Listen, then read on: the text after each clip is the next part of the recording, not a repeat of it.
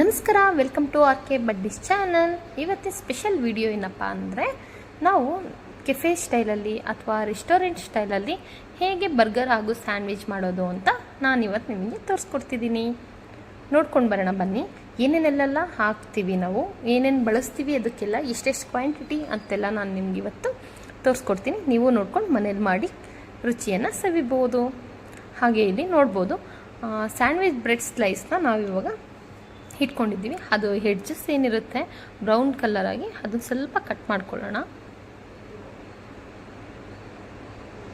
ಹಾಗೆ ನಾವಿಲ್ಲಿ ನಾವೇ ಮಾಡಿರೋಂತಹ ಸ್ಯಾಂಡ್ವಿಚ್ ಮಸಾಲಾನ ನಾನು ಇವತ್ತು ನಿಮಗೆ ತೋರಿಸ್ತೀನಿ.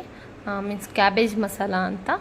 ನಿಮಗೆ ಈ ಕ್ಯಾಬೇಜ್ ಮಸಾಲ ಹೇಗೆ ಮಾಡೋದು ಅಂತ ಇಂಟ್ರೆಸ್ಟ್ ಇತ್ತು ಅಂದರೆ ನೀವು ಕೇಳ್ಬೋದು, ನಾನು ನಿಮಗೆ ಮಾಡಿ ತೋರಿಸ್ಕೊಡ್ತೀನಿ.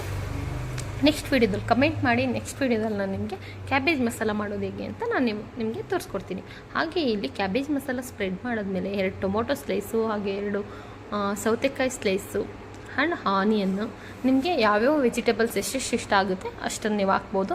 ಇದು ಬೇಸಿಕ್ಕಾಗಿ ರೆಸ್ಟೋರೆಂಟಲ್ಲೆಲ್ಲ ಇಷ್ಟಿಷ್ಟೇ ಹಾಕೋದು.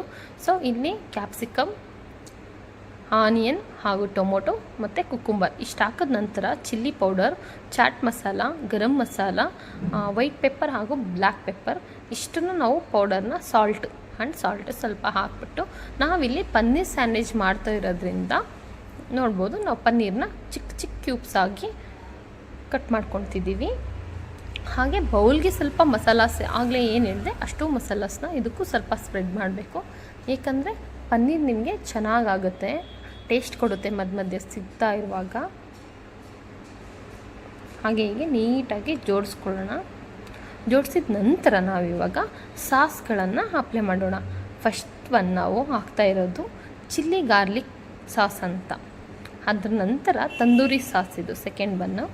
ಹಾಗೆ ಈಗ ಥರ್ಡ್ ಒನ್ ಯೂಸ್ ಮಾಡ್ತಾ ಇರೋದು ವೆಜ್ ಮಯೋನೀಸ್. ಇದು ಎಗ್ಲೆಸ್ ಇದೆ, ತುಂಬ ರುಚಿಯಾಗಿರುತ್ತೆ. ಹಾಗೆ ನಿಮಗೆ ಯಾವ ಸಾಸ್ ಯೂಸ್ ಮಾಡ್ತಿದ್ದೀವಿ, ಯಾವ ಕಂಪ್ನಿ ಅಂತ ಬೇಕು ಅಂದರೆ ಕಮೆಂಟ್ ಮಾಡಿ. ಹಾಗೆ ನಾವು ಚೀಸ್ ಸ್ಲೈಸ್ನ ಇಡ್ತಾ ಇದ್ದೀವಿ. ನಿಮ್ಗೆ ಎಕ್ಸ್ಟ್ರಾ ಚೀಸ್ ಸ್ಲೈಸ್ ಬೇಕು ಅಂದರೆ, ಎಕ್ಸ್ಟ್ರಾ ಇನ್ನೊಂದು ಲೇಯರ್ ಇಡಿ, ತುಂಬಾ ಟೇಸ್ಟಿಯಾಗಿ ಸಿಗುತ್ತೆ.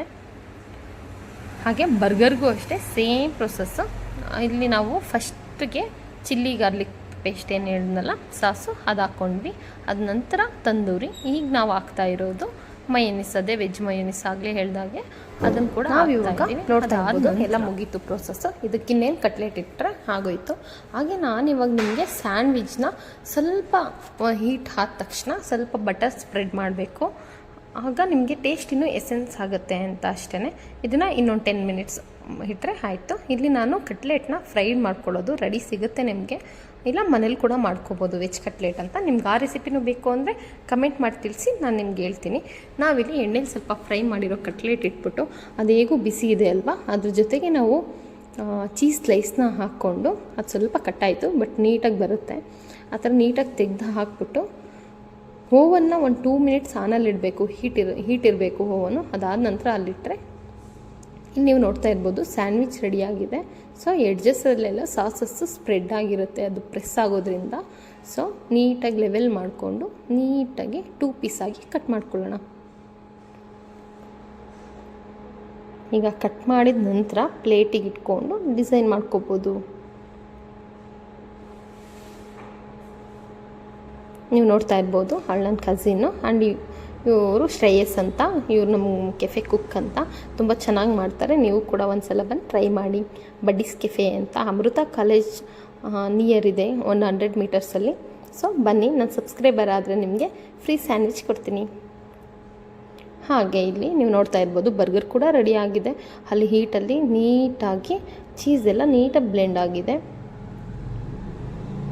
ಹಾಗೆ ಅದ್ರ ಮೇಲೆ ಬನ್ನಿಟ್ಟು ಒಂದು ಚೆರ್ರಿಗೆ ಒಂದು ಟೂತ್ ಪಿನ್ ಸಿಕ್ಕಿಸಿ ಈ ಥರ ಇಟ್ಟರೆ ಮುಗಿದೋಯ್ತು. ಇವಾಗ ನನ್ನ ತಂಗಿ ಟೇಸ್ಟ್ ಹೇಗಿದೆ ಅಂತ ಆನೆಸ್ಟ್ ರಿವ್ಯೂ ಕೊಡು ಅಂತ ನಾನು ಕೇಳ್ತಾ ಇದ್ದೀನಿ. ಈಗ ಅವಳು ನಿಮ್ಗೆ ಹೇಳ್ತೀನಿ, ಟೇಸ್ಟ್ ಹೇಗಿದೆ ತಿಂದ್ಬಿಟ್ಟು ಹೇಳಿ ಮೇಡಮ್. ಓಕೆ, ಆನೆಸ್ಟ್ ರಿವ್ಯೂ ಏನಿದೆ ಅದನ್ನೇ ಹೇಳು. ಸುಮ್ಮನೆ ಚೆನ್ನಾಗಿದೆ ಅನ್ಬಿಡೋದು. ಚೆನ್ನಾಗಿದೆಯಾ ಟೇಸ್ಟು? ಉಪ್ಪು, ಹುಳಿ, ಖಾರ?